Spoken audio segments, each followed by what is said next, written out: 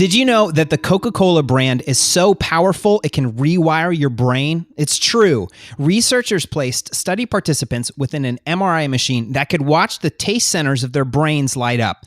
When given a blind taste test between Coke and Pepsi, most participants' brains preferred Pepsi.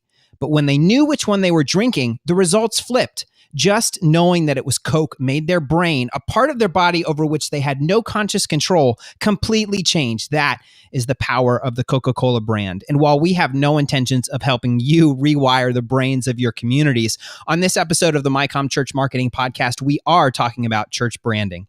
Thank you, everybody, for listening. My name is Dan Wunderlich. I'm a United Methodist pastor, and joining me today is my co-host, our Methodist marketing guru, Darby Jones. How are you today, Darby?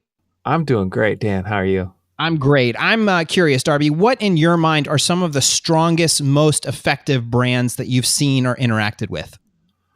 I'd have to say, since I have kids, I see Lego all the time. Yeah. And I have to say, I have some pretty negative experiences with Lego. Like when you step on one in the dark. Sure. Yeah. It really hurts, and it's probably horrible branding for them, but their brand's managed to make its way in almost every home. I mean, they were on the brink of bankruptcy, but really turned things around by adopting different movies, making their own movie. They have limited edition sets for nerds like me, and they do a lot of experimental projects. Like, I don't know if you remember when they teamed up with MIT to make their Mindstorms product. Are you familiar with that? I am not. Tell us about it. So they combined robotics and Legos together, and I mean, they really delved even deeper into programming, and kids could do so much with that, and the parents, of course, are just as excited. So they've really gone a long way, and could have been replaced by modern technology, but instead they incorporated it and have soared ever since. That's so great. And there are so many little tidbits in there that I want to tease out and talk about with branding, but that is not why we're here today. We are here today to talk with our very special guest, Chris Heiden. He has served as the brand creative manager for Chapel Roswell, a United Methodist Church in Roswell, Georgia. Chris and his wife have been at the church. His wife is a United Methodist elder, and she's one of the associate pastors on staff at the church. And this summer, they'll be moving to a new church, which will be part of our discussion today. Chris, thanks so much for being with us. Yeah, thanks for having me today. Before we jump into our discussion about branding, can you tell us a little bit about yourself, your background, and some of the work that you've done for Chapel Roswell? Yeah, for sure. And I have to agree. I think Lego is one of the most iconic brands that I can think of. I'm a Lego nerd. I'm also a Simpsons nerd. So when they came out with the Simpsons set a couple of years ago, I was in heaven just because you combine two of my favorite things together. But so as mentioned, my name is Chris. I am the brand manager for Chapel Roswell. So a little background on Chapel Roswell. We are a church within a church in Roswell, Georgia. So that means we are actually part of Roswell United Methodist Church. And we meet at the same time on Sunday mornings. And we are part of everything that we do is a piece of Roswell United Methodist Church. Roswell is located about 20 minutes north of Atlanta. I work, as you mentioned, my wife is the minister, one of the ministers for Chapel Roswell, but that's not actually my full-time job. I'm a 9-to-5 software sales engineer for a cloud computing company. Some of you may have heard of, Salesforce. So most of the work that I actually do for Chapel Roswell happens on the nights, the weekends, and my lunch breaks. But my background for Chapel Roswell actually starts from the very beginning. So as we've mentioned, my wife was appointed to Roswell United Methodist Church the same year as the head pastor for Chapel Roswell. Eric Lee was appointed to start Chapel Roswell. At the time, it was just a vision for that then senior pastor, now district superintendent Mike Long. He brought Eric in to fulfill that vision. Eric and Kristen were good friends before their appointments. They actually went through the ordination process together, and they were ordained the same year. But with my graphic background and the work that I've done for other churches in the area, Eric asked me to join their design team and become the brand manager for Chapel Roswell. Everything I do for Chapel Roswell on Sunday mornings actually comes from me graphically. This starts from the actual logo itself, which I'm sure we'll talk about a little bit more in a few moments, to the message series that we're running, all the graphics around that, the announcements at the very beginning and the end of service. And I also manage and created the mobile apps and the administrator for the website for the design and the content for all of that as well. Man, that is a lot to do on nights and weekends. It is, but it definitely does have its benefits. And being able to see the finished products on Sunday and throughout the week on social media and other places is pretty cool.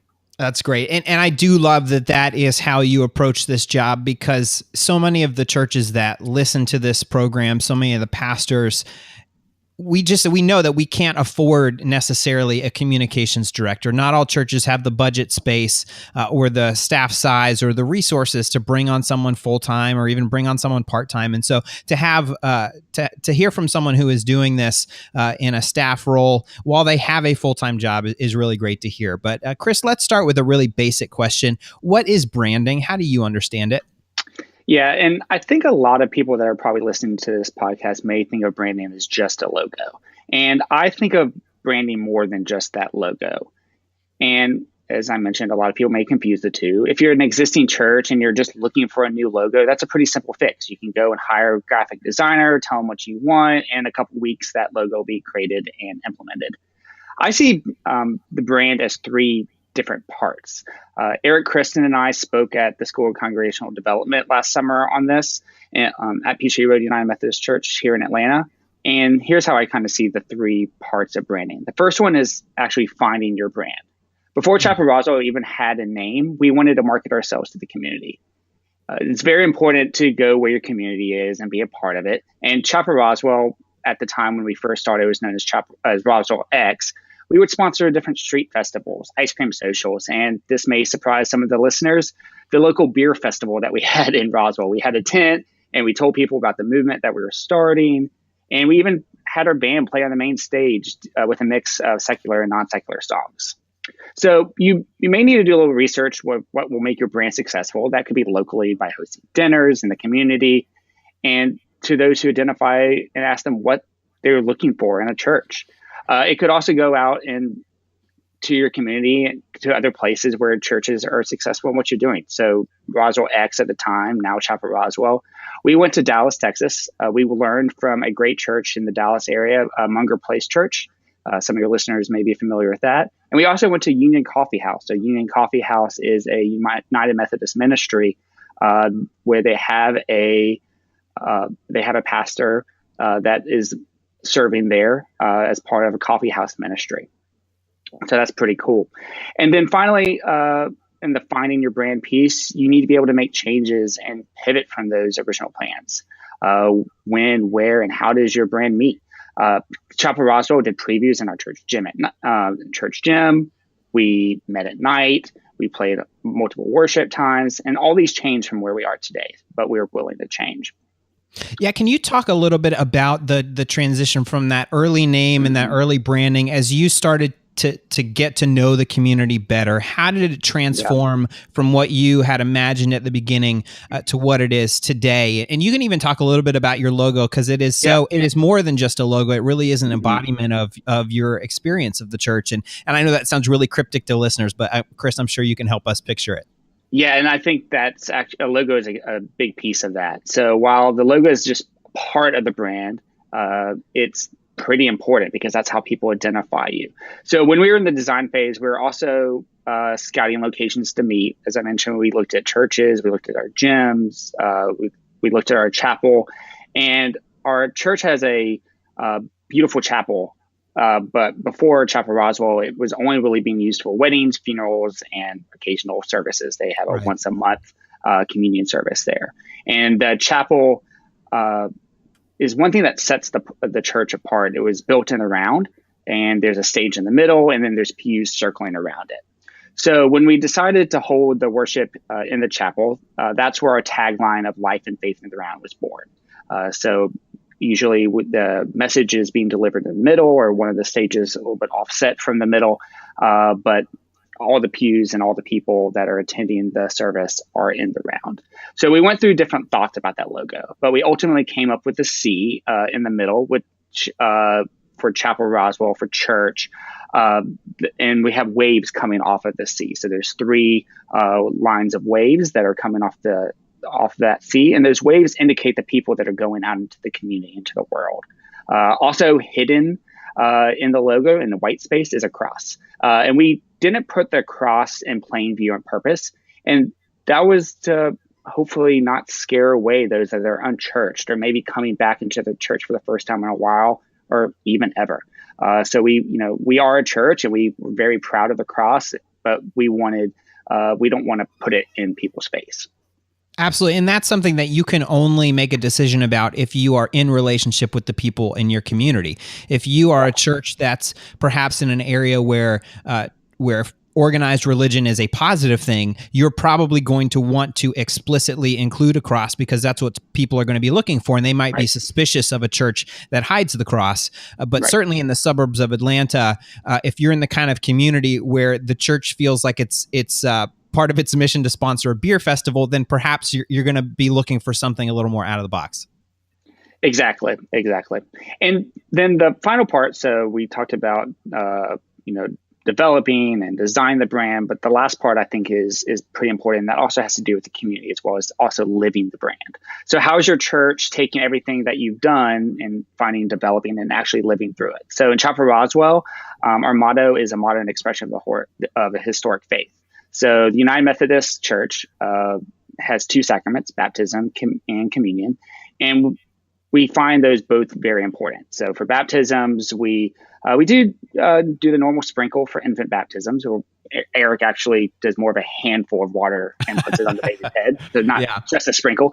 But when our adults and teenagers, or even younger children that are kind of past that sprinkle stage, we don't do a dunk, but we actually have a old whiskey barrel, and we pour the water on them. And another way that we kind of do baptism is remembering our baptism regularly. So we'll pour water into the whiskey barrel and invite everybody that's in attendance that day to come up, touch the water, and remember their baptism.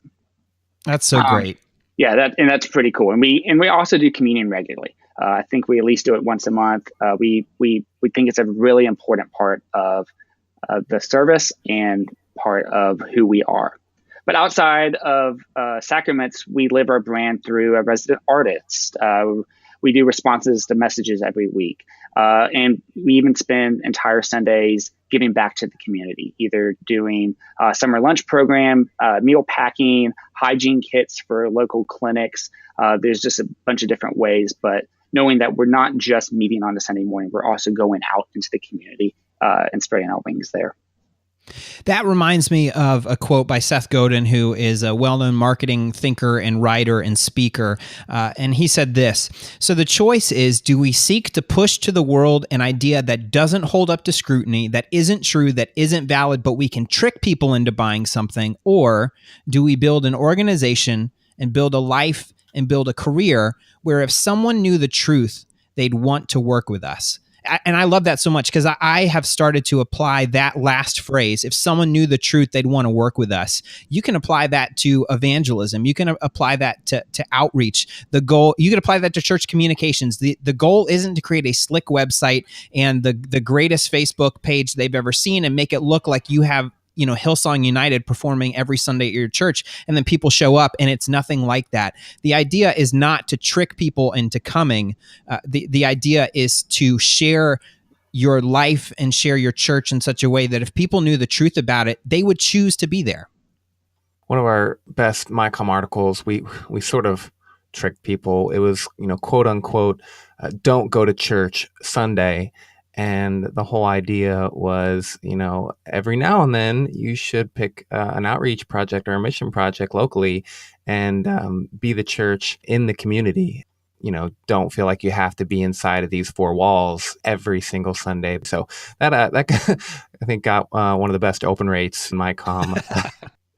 Well, Chris, we know that branding is so much more than design. And as you've shared, it's about living into the mission of your church and creating authentic relationships. But a large part of it is design. That is how people are going to see and recognize your church, your logo. What sort of design elements do churches really need to focus on getting and standardizing so that they have consistent communication and begin to build maybe a visual relationship or at least become recognizable in their community? Of course. So while I've spoken to other parts of branding, I believe the execution of the design is really important. So let's talk this in two ways. Let's look at this both in the logo itself and then the execution. So the logo itself, I think, is very important. It's how people identify your church. It's how people in the community know your brand. You can see it on cars. You see the little stickers around town, church signs, tents and festivals in the community. Near where we live and where our church meets, there's a couple of mega churches that have really good branding. So when it comes to being able to say who they are by just seeing a sticker on a car that has an arrow pointing north or a script W in a circle, people can identify those churches pretty well in the community. So we wanted our logo to be on that level. It's simple. It's a simple, identifiable logo, and that's the key. We also love swag. So everyone listening to this podcast, and most of them are probably marketers, probably love swag too. We put our logo in everything. We have sunglasses, decals, coffee mugs, fidget spinners, and going back to the beer for a moment, beer pint glasses. And that we did that on purpose. We put them in our local bars and they put them in the glass rotation. The current bishop of the North Georgia Conference, Bishop Sue, actually called us and asked for a case of them. And I'm presuming that's for her conference staff and her and not just her. But here's a fun story of actually how this worked because of the pint glasses, because people might be hung up on that. When we talked about this at the School of Congregational Development, people were asking, we're the church. Why are we promoting beer? But every quarter, we have a prospective member lunch. We always ask how people found Chapel Roswell. So usually the answer is they visited campus. They saw us at the local festival Alive in Roswell. But we got one that was pretty different. They found us at a bar, and they were looking for a new church. One night, they were at the local bar in Roswell and discussing church hunting. They were new to the community. They had been going around having some issues trying to find a church that just really connected with them. So they ordered a couple beers and started talking about their church search. And a couple minutes later, the waiter brought them their drinks. So when they took the first drink and put the glasses down, they both looked down to the glass and saw something pretty interesting. They saw that they were drinking out of a glass that had the Chapel Roswell logo on it. And they kind of saw that as a sign. And then that night, they went home to our website. They researched Chapel Roswell, attended the next Sunday, and later became members and are pretty active in our community now. So think outside of the box. Don't just think, oh, I'm going to throw my logo on something and people are going to come. You need to be active and think of out-of-the-box ways that you can attract new people. But outside the logo, I think execution is also important. How are you perceived in the community? Are you just another church? Are you making a name for yourself in a positive light? We at Chapel Roswell see it really important to being part of the community, both in attracting new members, but also in the giving back. We've given, we talked about this a little bit earlier on, but we built a fence for a strategic partner in ministry. We've gone out and packed lunches for the summer lunch program. And we take that outside the community. We take that internationally. So last summer, I was part of a team, I think it was about 12 of us from Chapel Roswell, that we actually went to Russia, east of Moscow, to work with orphans that have graduated out of the orphan program, teaching them life skills, teaching them time management, other things to help them be successful in life on a professional level. And so do things to make your church known, not just in the community, but also worldwide. In addition to logos on the design front, what are your feelings about standardizing fonts and colors? I know there are some churches, almost every church uses blue. A lot of Methodist churches use red, but there have been some sort of newer church plants or mega churches that have started using the color orange. And at least in the church space, it really stands out. And it almost comes to the point where if you see that orange somewhere, you don't even have to read the name of the church. You just know what church it is. Can you talk about the power of fonts and color and how those things can work together as a part of branding? Yeah, so I guess we stand out because our logo is green and kind of a grayish color. So, all right, so we're on the outset there. So we're already setting ourselves apart. But all right, but yeah, keep it simple. You don't need a lot of glitz. You don't need to make it super 3D and things like that. Just keep it really simple. So if you find a designer to work with, let's say you're a smaller church, you don't have an in-house designer, work to come up with some ideas, some color palettes that you like, other parts of the logo that need to be there, and also be open for change. Know that there's going to be people on your administrative council or other councils that may not like those design change, but you have to look for the future. The logo that you may have had for the last 50 years may not work anymore. it may not also work for the church of the future. Some people may look at you and identify your church because of the logo, and honestly may just pass you by. So I think it's really important to have very simple colors, very simple fonts. Make sure the colors go together. It's kind of like, when you get dressed in the morning, you don't want to put pink with an orange because those two are just going to mash. But I think it's really important. You can also think of this other ways. I truly believe that churches need to market themselves to the communities they serve. You can't just sit back at your church and hope that a car will pull into that visitor's parking spot. You may get a couple of those, but most likely they were just family members of existing members that are just visiting for one Sunday. So yes, I think the logo is important, but once again, I go back to that community. You need to go out to the community, sponsor things, go to things, make it known who you are, because otherwise it's like the Nike logo. It took them a while to get that Nike logo, that check, to be so identifiable, which it is today. But you have to go out there to get people to start identifying who that logo is. Once again, you mentioned that orange. They see that orange mark and they know exactly what church they're from.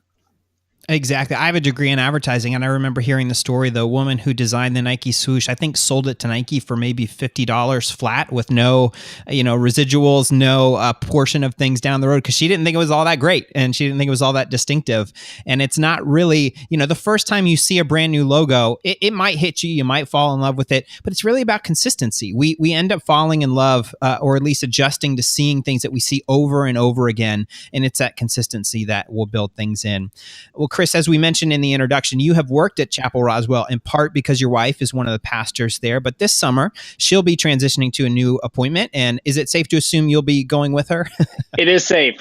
So she's mentioned that, you don't have to and so forth, but I'm going to go with her. Yes, I'm going to support her every step of the way. She's very excited to get her own church and become the pastor in charge. So I'm very supportive of her, and I'm excited for the next phase of our lives. That's so great. Well, I think this is a good time to ask you for your thoughts as you prepare to move from a church that has an established brand. You're heading into another church.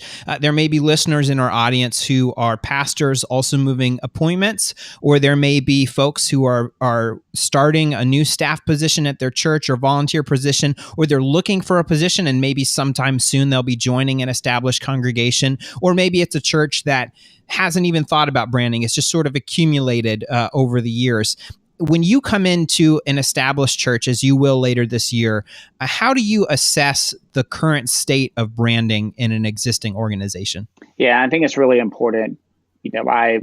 I'll be honest, I've already looked at the church we're going to and said, I think there's definitely some things that we could do to enhance the things that are going on. But I don't know everything that's going on there on the inside. So I'll just keep it pretty simple at the beginning and just say, don't change it overnight.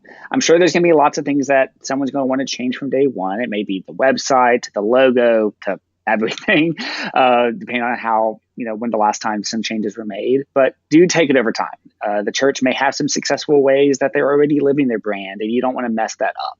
But if you do have some ideas of what you want to change, come up with a plan that you would like to see changed and wait a little bit. As I said, don't do it overnight. But once you kind of had that list, mark what you think is important. You may see that the church uses old networks and it's keeping you from being able to live stream your services. That might be pretty important to reach in some potential members that an app in the App Store may not be able to do. Honestly, I like church apps, but people aren't downloading your apps as a visitor. Usually the people that are downloading your apps are the people that are already there. So I think that's something to kind of keep in mind there. But also know the cost. You may be coming from a larger church. We definitely are at Roswell United Methodist. So we're coming from a larger church, and we're going to go to a church that doesn't have as large of a budget. So you have to look at how much it's going to cost all these different changes to take place. Rebranding isn't a cheap fix. It costs money. Not just the logo and changing up all the signage around the church campus, but also going in and trying to get that brand out into the community, sponsoring events, so forth. Darby, I wanted to ask you, in your capacity at Communication, as you read all the Facebook posts and you interact with lots of churches around the nation, do you have any tips or words of wisdom for folks that are coming into an established organization and maybe want to work toward change in the areas of marketing or communication? Do you have any tips for how to sort of successfully start that process? I would say, like Chris mentioned, keep it simple. One of the things you want to do when you're deciding on all the possible things that you could change is to focus on the quick wins during the first 90 days. Pick those things that you think will be easily accomplished, that you can get all the stakeholders to rally behind you and get behind, and develop some clout at first that you can affect positive change first. And then when you decide to look at the website and make branding changes, people will be behind you. They'll be backing you up. And Chris, as you moved to church, like you said, you were part of planting Chapel Roswell, and so you sort of got to build the DNA from the ground up. What sorts of questions are you planning on asking, or what sorts of stories are you hoping to uncover at the new church as you help to shape their story moving forward? Yeah, as we get into the new church and I start understanding who takes what roles within the church, I would love to sit down with the person that's currently doing the communications and who is in charge of all that, and just kind of see what plans do they already have. Maybe they've been trying to go through a new logo for the last 2 years, but they just haven't really had the time or the resources to be able to do it. Maybe they didn't have a designer that was able to handle that. And so I would happily come in and help them with that. Maybe they've been trying to redo their website. So I think the most important thing for me to do with the new church that we're going into is to understand who does what and what's already on their list, and be able to help them from there. Because if I can go in and help them with things that they've been wanting to do, maybe I can throw in some ideas of things that I think could help improve as well. Well, Chris, you have done a great job at Chapel Roswell. They have a great website, great logo, great branding. They stream their services on Sundays. And so it really is an awesome church for our listeners to check out. What are the best places on the internet for folks that want to see the stuff that you've been doing at Chapel Roswell? Yeah, the best place to go is chapelroswell.com. So Roswell. So kind of like Roswell, New Mexico. Whenever we tell people we're from Roswell, they first question is Roswell, New Mexico, where the aliens are. But no, It is Roswell, Georgia. We don't have aliens there that we know. That we know of. But I would say check out there, but also our social networks. Or Chapel Roswell is our handle on Facebook and Instagram and Twitter. You can check out those as well. We have a podcast on Apple and Stitcher and all the major podcast networks, wherever you're getting this podcast from. Just search Chapel Roswell and you can hear all of our messages from the last few months. Awesome. Chris, thank you so much for your time today. We really appreciate it. Yeah, thanks for having me. And, if I can just say one final thing is, don't try to go in and turn the tables overnight.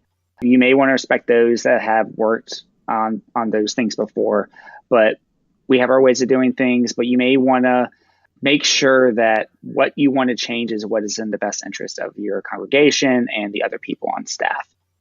Branding is important, but also you want to make sure that you keep the rest of your staff happy and those that are going to help identify in that brand. Those are wise words, Chris. Thank you so much. And now, listeners, we want to hear from you. How do you understand and practice branding at your ministry? What successes have you had, and what challenges do you face? Email us at podcast@umcom.org, and we just might share your story on a future episode. And you can, of course, use that email, podcast@umcom.org, to send us any feedback or topic suggestions you have for the show. We would love to hear from you. Finally, if you have found this podcast to be helpful and you'd like to make sure other church communicators like yourself find this resource, the two biggest things you can do are to share this episode with your friends and colleagues and leave us a review on Apple Podcasts, Google Play Music, or whatever service you're using to listen right now. Thanks again for listening to the MyCom Church Marketing Podcast.